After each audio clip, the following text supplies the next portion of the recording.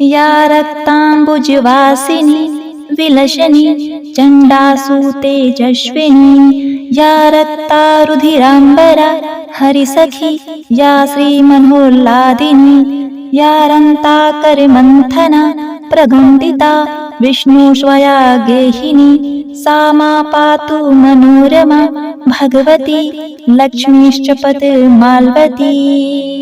जय माता दी। ओम नमः शिवाय। प्रिय भक्तगणों, आज माघ माह शुक्ल पक्ष की 10वीं तिथि है और आज गुप्त नवरात्रि के अंतिम दिन आप श्रवण करेंगे धन संपदा की अधिष्ठात्री देवी माँ कमला की कथा। मान्यता है कि माता रानी की पूजा आराधना करने वाले भक्तगण कुबेर के समान सदैव धनी रहते हैं। उनके जन्मों की गरीबी मिट जाती है तथा वे संसार के सर्वोच्च पदों को प्राप्त करते हैं। तथा आज के दिन 10 महाविद्याओं में से एक अंतिम महाविद्या माता कमला की कथा महिमा को सुनने तथा पढ़ने से भक्तों को उनका दिव्य आशीर्वाद प्राप्त होता है। माता रानी आर्थिक तंगी से मुक्ति दिलाने में मदद करती हैं। इनकी कृपा से दुख, असफलता, संतानहीनता, दुर्भाग्य और शुक्र ग्रह के दुष्प्रभाव जैसे समस्याओं को भी कम किया जा सकता है।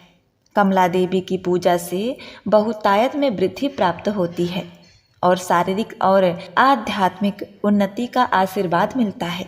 देवी कमला की महिमा अपरंपार है। माँ अपने सभी भक्तों पर अपनी कृपा बरसाती हैं। तो आप सभी भक्तगण इस कथा को बड़े ही प्रसन्नचित्त होकर सुने। साथ ही चैनल को सब्सक्राइब, वीडियो को लाइक करके कमेंट में जय माता दी अवश्य ही लिख दीजिएगा। प्रिय भक्तों, माँ कमला 10 महाविद्याओं में से 10वीं महाविद्या है। शास्त्रों ने महाविद्या कमला को श्री हरि विष्णु की साथी बताया है। ऐसा माना जाता है कि देवी कमला भगवान विष्णु की सबसे बड़ी ताकत है। माँ कमला का रूप देवी लक्ष्मी के समान मन को शांति देने वाला है। कमला का अर्थ है कमल के पुष्प से। माँ सती का यह रूप कमल के आसन पर विराजमान है। साथ ही माता रानी जिस सरोवर में हैं वहाँ भी चारों ओर कमल के पुष्प हैं। माता रानी ने हाथों में भी कमल के पुष्प ही पकड़े हुए हैं, जिस कारण उनका नाम कमला देवी पड़ा है। माता कमला का स्वरूप मन को मोहने वाला व शांति प्रदान करने वाला है। माता का वर्ण सुनहरे रंग का है, जिसमें तेज निकल रहा होता है। उन्होंने लाल रंग के वस्त्र पहने हुए हैं और कई तरह के सोने के आभूषणों से सुसज्जित हैं। माता ने मुकुट पहना हुआ है तथा उनके केस खुले हुए हैं। भगवान शिव की भांति इनके भी 3 नेत्र हैं तथा वे एक सरोवर में कमल के पुष्प पर विराजमान हैं। माता रानी के दोनों ओर 4 हाथी हैं जो जल से उनका अभिषेक कर रहे होते हैं। माता रानी का यह रूप अपने भक्तों पर सदैव कृपा करने वाला और उनकी सभी मनोकामनाओं को पूर्ण करने वाला माना जाता है।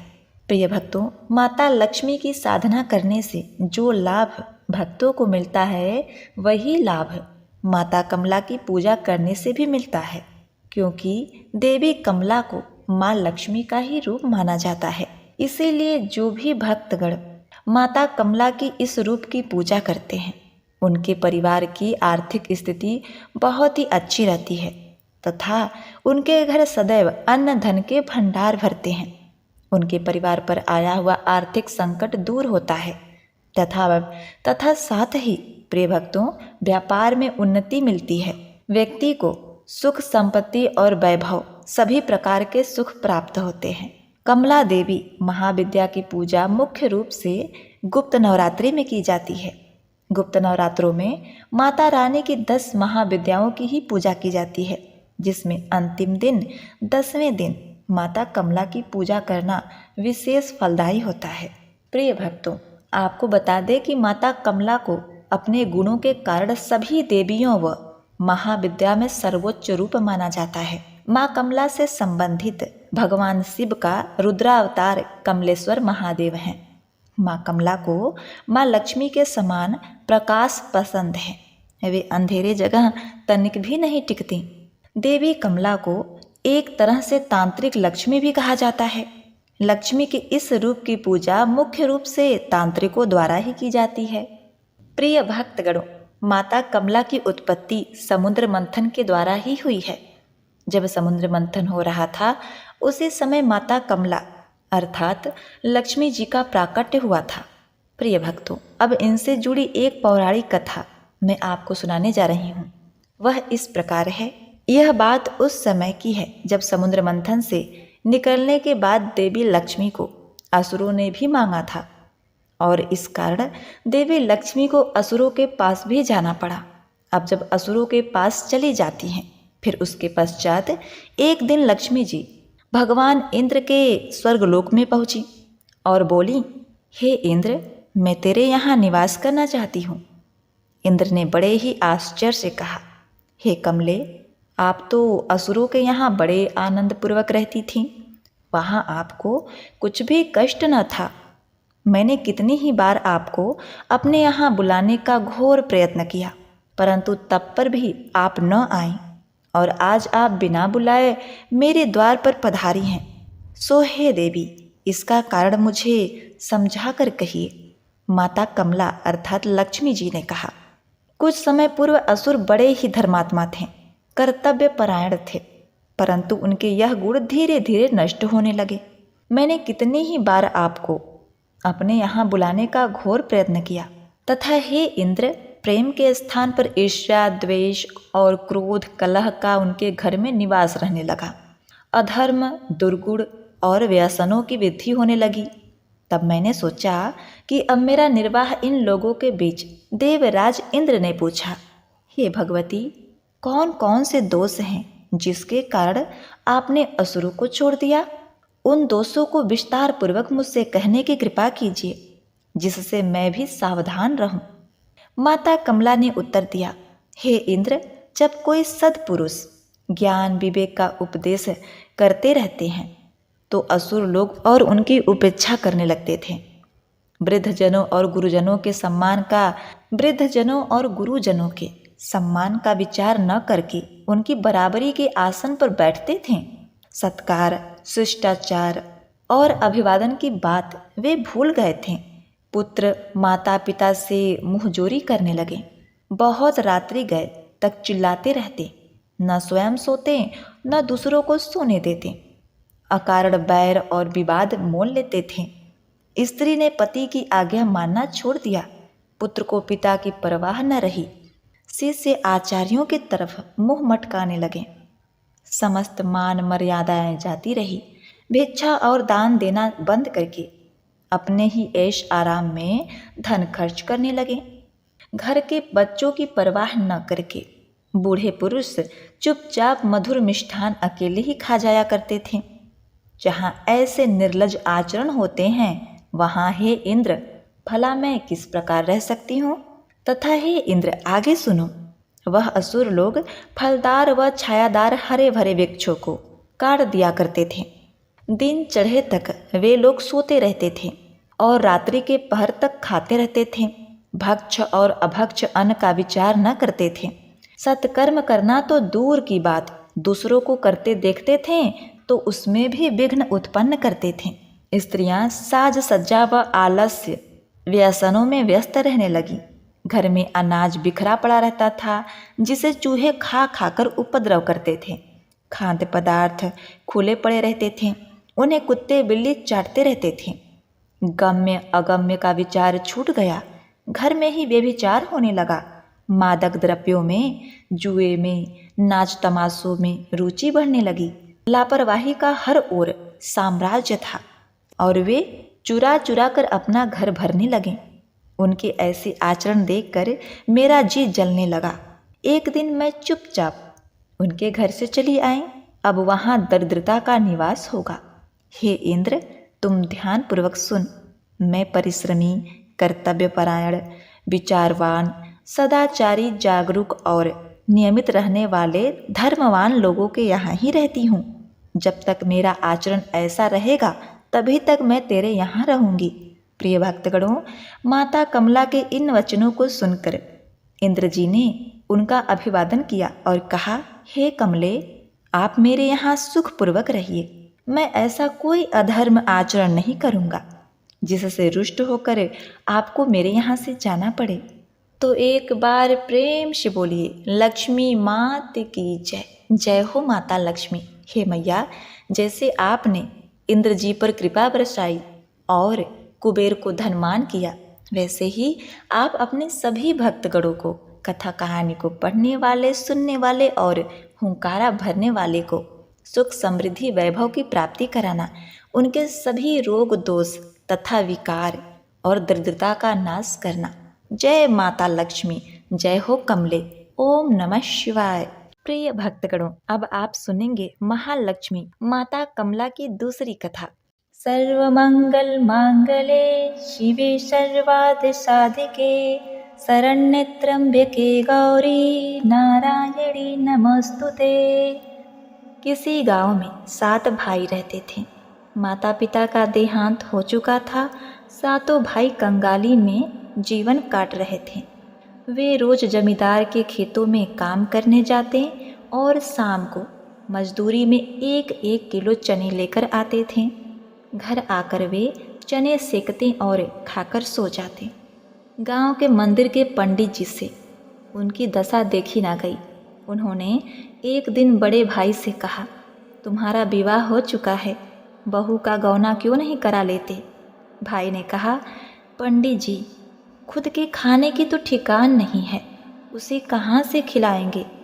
पंडित जी ने कहा, बेटा, स्त्री के हाथ में पुरुष का भाग्य होता है, क्या पता उसके पैर पड़ते ही तुम्हारे दिन फिर जाए। पंडित जी की बात पर सातों भाइयों ने विचार विमर्श किया और दूसरे दिन बड़ा भाई अपनी पत्नी को लेकर आया। पत्नी को कोठरी में छोड़कर जमींदार के यहाँ काम करने चला गया। नई नवेली पत्नी ने घर की दशा देखी। चारपाई टूटा था, घर की गृहस्थी बिगड़ी थी, घर के चूल्हे टूटे फूटे थे, पूरा घर गंदा था। अब क्या था, नई नवेली बहू को घर में देखकर पड़ोसन को दया आ गई। पड़ोसन उसे अपने यहाँ ले गई, प्रेम से भोजन कराया और भाइयों के जीवन का सारा हाल सुनाया। वह माता लक्ष्मी की परम भक्त थी। वह माता लक्ष्मी का नाम लेकर झाड़ू उठाती है और पूरा घर साफ सुथरा कर देती है। चारपाई जो टूटा था उसको सही करती है। चूल्हा जो फूटा था उसमें मिट्टी लगाती है। पूरे घर को साफ करती है और झाड़ू को आदरपूर्वक एक स्वच्छ स्थान पर रख देती है।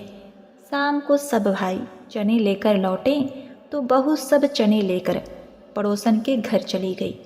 वह आधे चने बेचकर उसने तेल, मसाले और गुड़ ले लिया।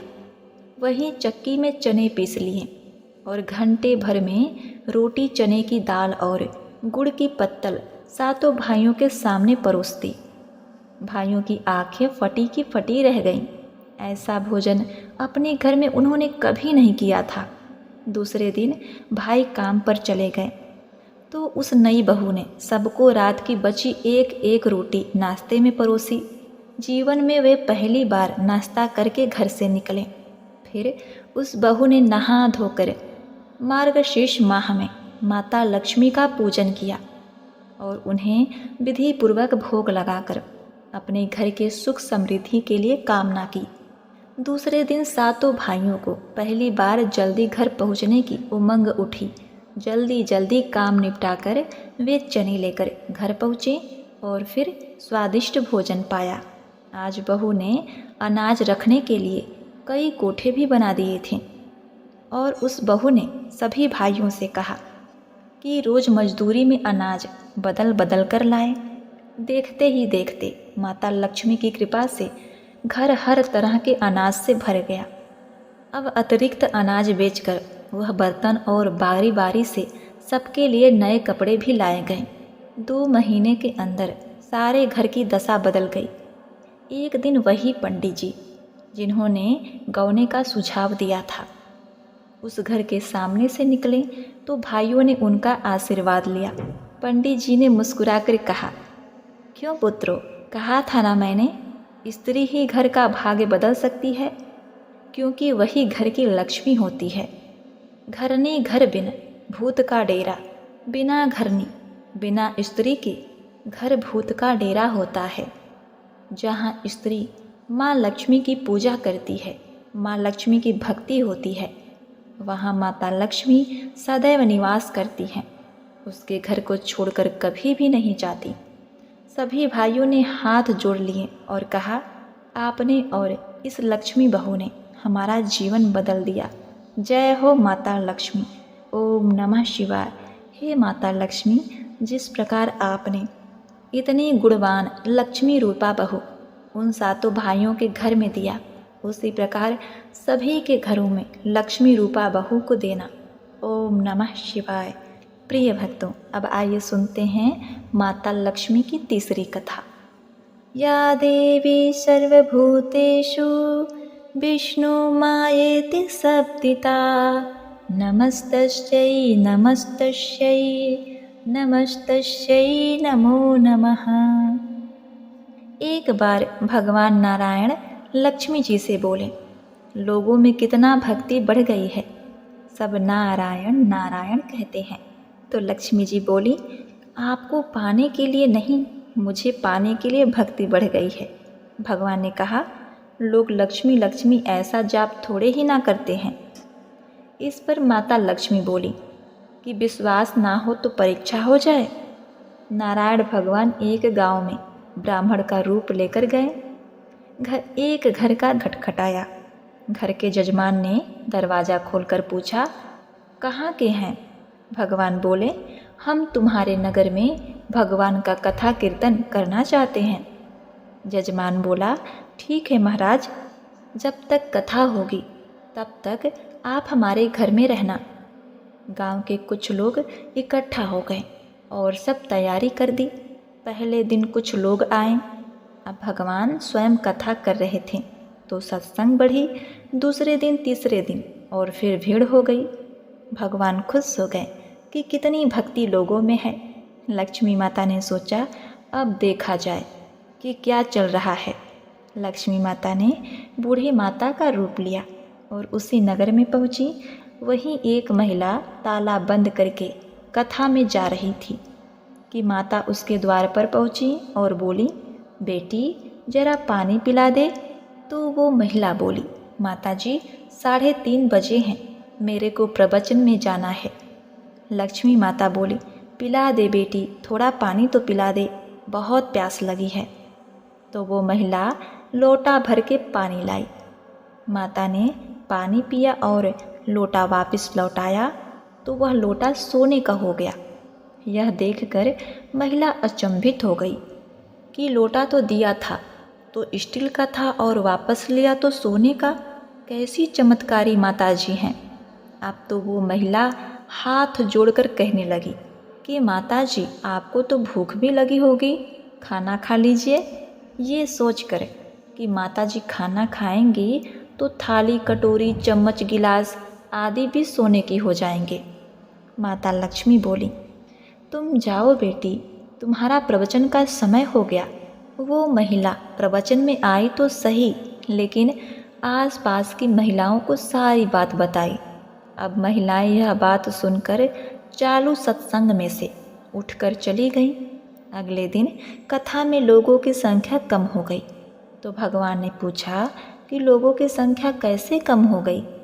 किसी ने कहा, एक चमत्कारी माताजी आई हैं जो नगर में जिसके घर दूध पीती हैं तो गिलास सोने का हो जाता है, थाली में रोटी सब्जी खाती हैं तो थाली सोने की हो जाती है। उसके कारण लोग प्रवचन में नहीं आए। भगवान नारायण समझ गए कि लक्ष्मी जी का आगमन हो चुका है। इतनी बात सुनते ही देखा कि जो जजमान सेठ जी थे वो भी उठकर खड़े हो गए और खिसक गए। पहुँचे माता लक्ष्मी जी के पास और बोले, माता, मैं भगवान की कथा का आयोजन कर रहा था और आप मेरे घर को ही छोड़ दिया। माता लक्ष्मी बोली, तुम्हारे घर तो मैं सबसे पहले आने वाली थी, लेकिन तुमने अपने घर में जिस कथाकार को ठहराया है ना, वो चला जाए तभी तो मैं आऊँगी। सेठ जी बोले, बस इतनी सी बात, अभी उनको धर्मशाला में कमरा दिलवा देता हूँ। जैसे ही महाराज भगवान विष्णु कथाकार के घर आए तो सेठ जी बोले, महाराज, आप अपना बिस्तरा बांधो, आपकी व्यवस्था अब से धर्मशाला में कर दी गई है। भगवान बोले, अभी तो 2-3 दिन बचे हैं कथा के, यही रहने दो। सेठ बोले, नहीं नहीं, जल्दी जाओ, मैं कुछ नहीं सुनने वाला, किसी और मेहमान को ठहराना है। इतने में लक्ष्मी जी आई और कहा, सेठ जी आप थोड़ा बाहर जाओ, मैं इनसे निपट लूँ। माता लक्ष्मी जी भगवान से बोली, प्रभु प्रभु अब तो मान गए। भगवान नारायण बोले, हाँ लक्ष्मी, तुम्हारा प्रभाव तो है, लेकिन एक बात तुमको भी मेरी माननी पड़ेगी। तुम तब आई जब संत के रूप में मैं यहाँ आया। संत जहाँ कथा करेंगे वहाँ लक्ष्मी तुम्हारा निवास जरूर होगा। यह कहकर नारायण भगवान ने वहाँ से बैकुंठ के लिए विदाई ली। अब प्रभु के जाने के बाद अगले दिन सेठ जी के घर गांव वालों की भीड़ लग गई। सभी चाहते थे कि माता सभी के घरों में बारी बारी से जाएं, पर क्या था, लक्ष्मी माता ने सेठ और बाकी सभी गांव वालों को कहा कि अब मैं जा रही हूँ। सभी कहने लगे, माता ऐसा क्या हो गया, क्या हमसे कोई भूल हो गई? माता ने कहा, मैं वहीं रहती हूँ जहाँ नारायण का वास होता है। आपने नारायण को तो निकाल दिया, मैं भी कैसे रह सकती हूँ। और वे चली गईं। प्रिय भक्तों, जो लोग केवल माता लक्ष्मी को पूजते हैं वे भगवान नारायण से दूर हो जाते हैं। अगर हम नारायण की पूजा करें तो लक्ष्मी जी तो वैसे ही पीछे पीछे आ जाएंगी, क्योंकि वो उनके बिना रह ही नहीं सकती। तो इसी बात पर प्रेम से बोलिए, ओम नमो भगवते वासुदेवाय नमः। जय माता लक्ष्मी। प्रिय भक्तों, अब आइए सुनते हैं माता लक्ष्मी की चौथी कथा। नैन बिछाएं आस लगाएं, बैठे हैं इंतजार में, आओ पधारो लक्ष्मी मैया मेरे घर परिवार में। एक गांव में एक साहूकार रहता था। साहूकार की एक बेटी थी। वह हर रोज पीपल सींचने जाती थी। पीपल के वृक्ष में लक्ष्मी जी प्रकट होती थीं और चली जाती थीं। एक दिन लक्ष्मी जी ने साहूकार की बेटी से कहा, हे साहूकार की बेटी, तू मेरी सहेली बन जा। तब लड़की ने कहा कि हे माता, मैं अपने पिता से पूछकर कल आऊँगी। अब क्या था, साहूकार की बेटी ने घर जाकर अपने पिता को सारी बात बता दी। तब उसके पिता बोले, अरे बेटी, वह तो लक्ष्मी जी हैं, हमें और क्या चाहिए, तू लक्ष्मी जी की सहेली बन जा। खुद माता लक्ष्मी तेरे द्वार पर आ रही हैं, तू बहुत ही भाग्यशाली है। दूसरे दिन वह लड़की फिर से गई। तब लक्ष्मी जी पीपल के पेड़ से निकलकर आईं और कहा, हे साहूकार की लड़की, तू मेरी सहेली बन जा। लड़की ने कहा, बन जाऊंगी, और दोनों सहेली बन गईं। इसी प्रकार से वह लड़की नित्य प्रति माता लक्ष्मी की पूजा करती और उनके साथ बातचीत करती। एक दिन लक्ष्मी जी ने उसको खाने का न्योता दिया। घर आकर लड़की ने माँ बाप को कहा कि मेरी सहेली ने मुझे खाने का न्योता दिया है। तब उसके पिता ने कहा कि सहेली के घर खाने पर संभल कर जाना। तब वह लक्ष्मी जी के यहाँ खाने के लिए चली गई। लक्ष्मी जी ने उसे साल दुसाला ओढ़ने के लिए दिया, रुपए दिए, सोने की चौकी, सोने की थाली, 36 प्रकार का भोजन करा दिया। भोजन करके वह जाने लगी तो लक्ष्मी जी ने पल्ला पकड़ लिया और कहा कि मैं भी तेरे घर भोजन करने आऊँगी। तो उसने कहा, आ जाओ, और वह घर जाकर चुपचाप बैठ गई। अब उसके पिता ने पूछा, बेटी, सहेली के घर जाकर तुम भोजन कर आई और उदास क्यों बैठी हो? तो उसने कहा, पिताजी, मेरे को लक्ष्मी जी ने इतना दिया, अनेक प्रकार के भोजन कराएं, परंतु मैं कैसे उनको खिलाऊंगी, उनको भोजन कैसे कराऊंगी? अपने घर में तो कुछ भी नहीं है। तब उसके पिता ने कहा, गोबर मिट्टी से चौका लगाकर घर की सफाई कर ले, 4 मुख वाला दिया जलाकर लक्ष्मी जी का नाम लेकर रसोई में बैठ जा। लड़की सफाई करके लड्डू लेकर बैठ गई। उसी समय उसी नगर में एक रानी नहा रही थी। उसका 9 लखा हार चील उठाकर ले गई और उसके घर पर 9 लखा हार डाल गई और उसका लड्डू ले गई। बाद में वह हार को तोड़कर बाजार में गई और सामान लाने लगी तो सुनार ने पूछा, क्या चाहिए? तब उसने कहा, सोने की चौकी, सोने का थाल, साल दुसाला दे दो, मोहर दे दो और सामग्री दे दो। 36 प्रकार का भोजन हो जाए, इतना सामान दे दो। सारा चीज़ लेकर बहुत तैयारी करी और रसोई बनाई। अब क्या था? गणेश जी ने कहा, हे माता लक्ष्मी, मैं भी आपके साथ चलूँगा। अब क्या था? आगे आगे गणेश जी, पीछे पीछे लक्ष्मी जी आईं। उसने चौकी डाल दी और कहा, सहेली चौकी पर बैठ जा। फिर माता लक्ष्मी चौकी पर बैठ गईं। तब उसने बहुत खातिर की। जैसे लक्ष्मी जी ने करी थी ठीक वैसे ही उसने माता लक्ष्मी को साल दुसाला दिया, चौकी पर बैठाया, सोने के थाली में भोजन परोसा, चांदी के चम्मच से उन्हें भोजन खिलाया और सोने के गिलास में पानी पिलाया। लक्ष्मी जी उस पर खुश हो गईं। घर में खूब रुपया एवं लक्ष्मी हो गई। साहूकार की बेटी ने कहा, मैं अभी आ रही हूँ, तुम यही बैठी रहना। और वह चली गई। लक्ष्मी जी गई नहीं और चौकी पर बैठी रहीं। उनको बहुत दौलत दी। हे माता लक्ष्मी, जैसे तुमने साहूकार की बेटी को दिया वैसे सबको देना। कथा कहानी कहने वाले, सुनने वाले, हुंकारा भरने वाले को, सारे परिवार को देना। सबका कष्ट दूर करना, दारिद्र्य को दूर करना, सबकी मनोकामना पूर्ण करना। ओम महालक्ष्मी, ओम नमः शिवाय।